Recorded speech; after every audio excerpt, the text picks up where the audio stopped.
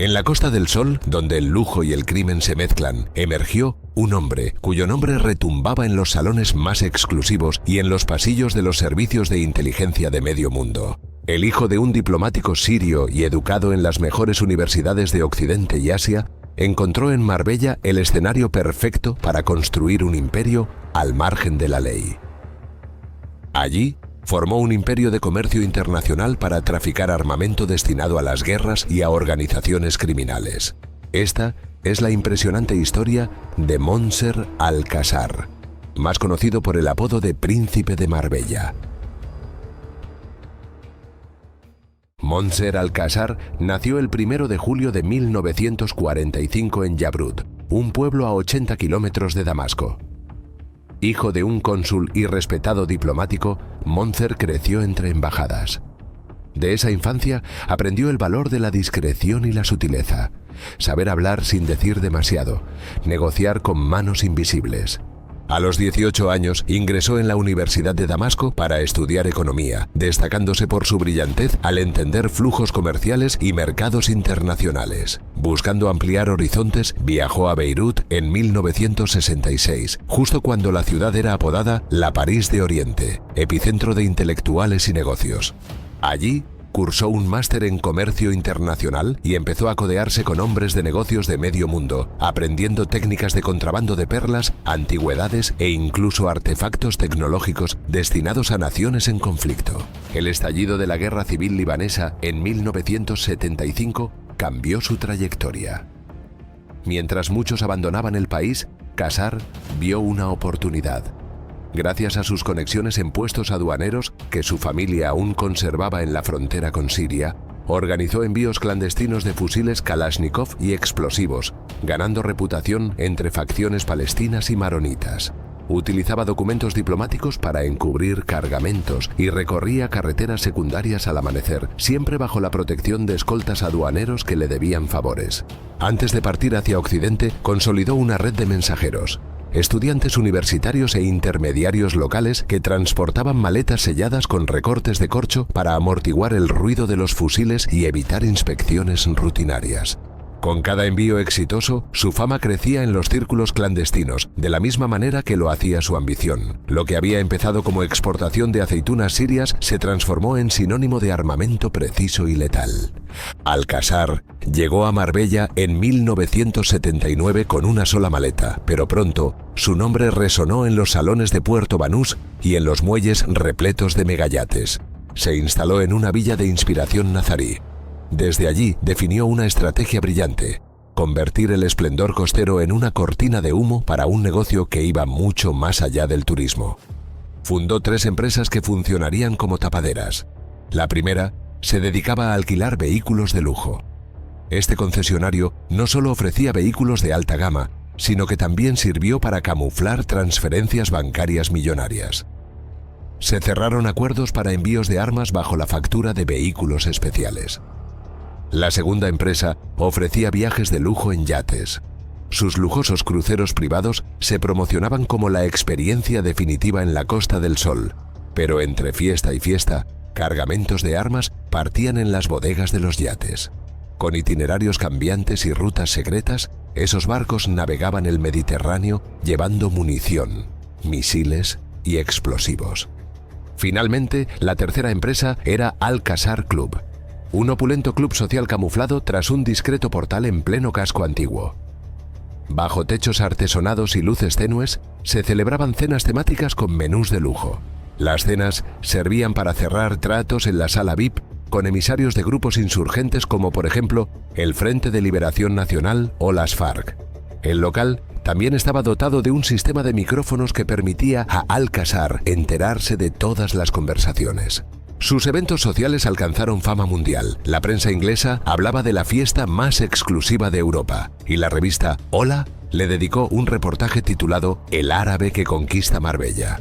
Nadie imaginaba que, tras el brillo de cristales y palmeras, se gestaba el envío de armas a regiones en guerra. Por ejemplo, en 1984 invitó a un príncipe árabe a una ruta en yate. al atracar en el puerto de Málaga, descargaron cajas etiquetadas como equipos de pesca, que en realidad contenían lanzagranadas y equipos electrónicos para explosivos. La astucia de Alcázar se basaba en fusionar opulencia y clandestinidad.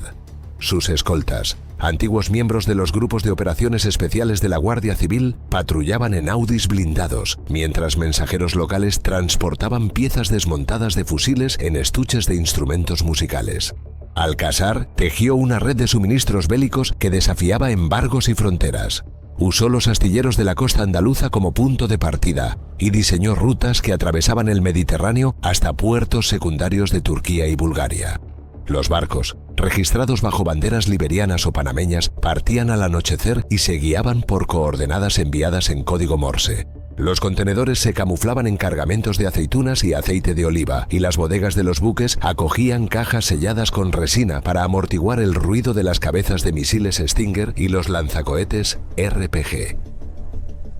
Para el transporte aéreo, alquilaba aviones de carga turcos, cuyas alas llevaban logotipos de operaciones humanitarias. Las armas y munición se ocultaban bajo sacos de ayuda alimentaria. Alcázar encargaba a fábricas clandestinas de Belgrado y Sarajevo la fabricación de misiles.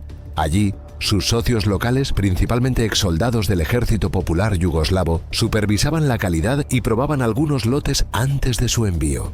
En 1993, un informe confidencial de Naciones Unidas lo identificó por primera vez como violador del embargo de armas en Liberia y Sierra Leona, al descubrir que envíos etiquetados como equipamiento deportivo contenían misiles tierra-aire.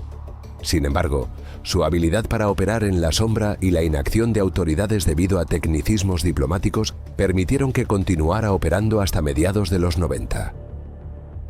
En 1995, Europol detectó irregularidades en rutas marítimas que enlazaban Valencia con puertos balcánicos, y los análisis financieros revelaron transferencias sospechosas hacia cuentas de paraísos fiscales. A pesar de ello, el primer gran golpe contra su red se materializó en agosto de 1998, cuando la Guardia Civil, junto a agentes de la aduana, interceptó en Valencia un cargamento de 150 lanzagranadas ocultos bajo 25 toneladas de aceite de oliva. El golpe sonó fuerte en los medios, pero se topó con los recovecos legales.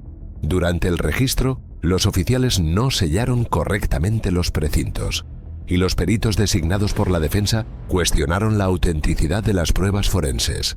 El tribunal archivó la causa contra varios implicados y Alcázar jamás pisó un juzgado. Un inspector de la Guardia Civil que participó en la incautación confesó: «Trabajo en narcóticos y contrabando desde hace 20 años, pero nunca había visto un operativo tan calculado y a la vez tan frágil en sus pruebas como este». No era la primera ni la última vez que se saldría con la suya. Adoptó una estrategia de blindaje legal basada en 4 pilares. En primer lugar, en el año 2000 cambió su domicilio fiscal a Montecarlo, Mónaco, aprovechando leyes bancarias y excluyéndose de la jurisdicción española. En segundo lugar, consiguió documentos especiales a través de contactos en el régimen sirio, que lo eximían de inspecciones rutinarias en aeropuertos y puertos. En tercer lugar, registró sus sociedades en Liechtenstein y Suiza, donde las cuentas permanecían protegidas por acuerdos de secreto bancario. Y finalmente, en cuarto lugar, consiguió un patrocinio local mediante el mecenazgo de torneos de golf y restauraciones históricas, forjando alianzas con autoridades municipales y empresarios que influían discretamente para ralentizar investigaciones. En paralelo, la DEA y Europol intercambiaban datos en mesas de trabajo conjuntas. En 2003, agentes encubiertos lograron infiltrar a un informante en la organización de Cásar. La información obtenida, sin embargo, chocó con tecnicismos. Debido a una orden judicial mal fechada, toda la información acabó siendo impugnada en los tribunales. A finales de 2006, la alianza encubierta entre la DEA y la Guardia Civil había recolectado pruebas irrefutables del imperio bélico de Alcázar. Agentes de la DEA se hicieron pasar por miembros de las FARC y se reunieron directamente con Alcázar. Hablaron sobre hacer un envío de armas y también preguntaron si habría algún problema en utilizar las armas contra ciudadanos estadounidenses. La respuesta fue clara: ningún problema. Debido a estas conversaciones, el Tribunal Federal del Distrito Sur de Nueva York dictó una orden internacional de detención. Se le acusaba de distintos cargos, entre los cuales conspiración para matar a ciudadanos estadounidenses, conspiración para ayudar y proporcionar medios materiales a organizaciones terroristas, conspiración para matar a oficiales estadounidenses y muchos más. Finalmente, el 7 de junio de 2007, Alcázar fue detenido en el aeropuerto de Barajas al desembarcar de un vuelo procedente de Málaga. Tras la detención, la policía española rodeó la villa de Marbella para evitar la destrucción de pruebas. Posteriormente, se procedió a registrar el domicilio en busca de pruebas. Por ejemplo, en un despacho se encontró un cuaderno con anotaciones manuscritas, nombres en clave como Huracán para misiles Stinger y Niebla para fusiles de francotirador. Conjuntamente a su arresto, también fueron arrestados 2 cómplices, uno en Madrid y otro en Marbella. Finalmente, por orden de la Audiencia Nacional, se bloquearon distintas cuentas bancarias en Suiza y Luxemburgo. El impacto fue inmediato. La prensa internacional tituló «Cae el hombre que armó guerras», y medios como Le Monde y The Guardian dedicaron editoriales a describir la magnitud del golpe. Mientras tanto, en Estados Unidos, la DEA comenzó a preparar la solicitud de extradición. Con Alcázar entre rejas, las rutas de contrabando no desaparecieron, pero la operación policial marcó un antes y un después. Dejó claro que ni capas más gruesas de opulencia pueden ocultar el estruendo de un arsenal clandestino. La extradición de Alcázar a Estados Unidos en febrero de 2008 supuso un nuevo giro en su saga. Llegó en un vuelo camuflado de la DEA y fue recluido en el Centro Metropolitano de Detención de Manhattan, donde coincidió con otros reos de perfil elevado bajo extremas medidas de seguridad. Sus primeras semanas en cautiverio pasaron entre interrogatorios constantes y la adaptación a un régimen de 23 horas en celda. El 14 de abril de 2008 arrancó el juicio en el Tribunal Federal del Distrito Sur de Nueva York, en una sala abarrotada de agentes, periodistas internacionales y curiosos. El fiscal puso sobre la mesa un dossier con más de 3.000 correos electrónicos interceptados, transcripciones de llamadas telefónicas y facturas codificadas por valor de millones de dólares. Cada prueba era proyectada en la pantalla del tribunal con anotaciones que señalaban fechas de envío, destinatarios y tipos de armamento.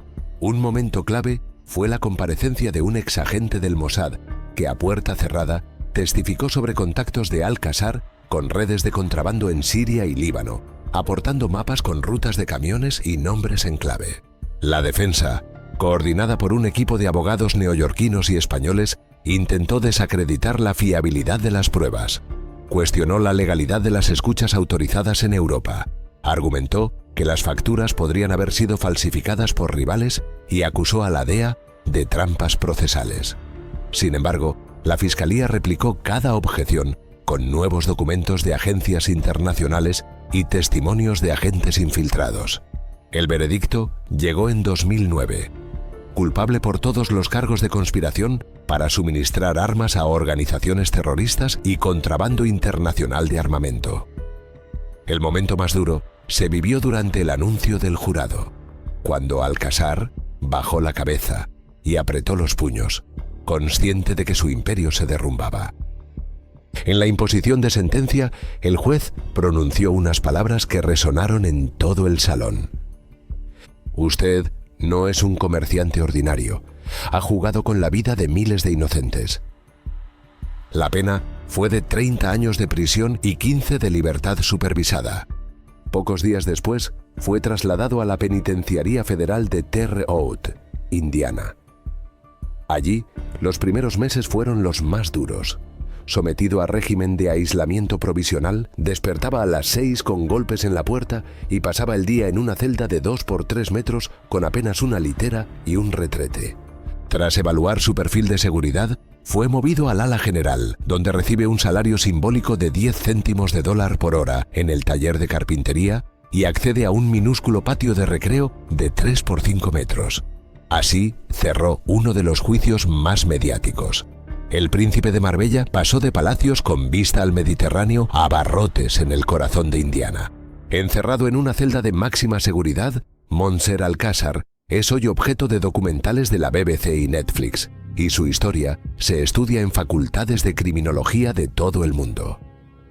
Se le atribuye haber prolongado guerras que dejaron decenas de miles de muertos y haber burlado embargos internacionales con la elegancia de un aristócrata. Su reinado, nacido en Damasco y finiquitado en Terre Haute, deja claro que detrás del lujo siempre hay sombras dispuestas a intercambiar vida por lucro. Si te ha gustado esta historia de ambición, diplomacia y traición, deja un like, suscríbete si aún no lo estás y activa la campanita de notificaciones. Nos vemos en el próximo.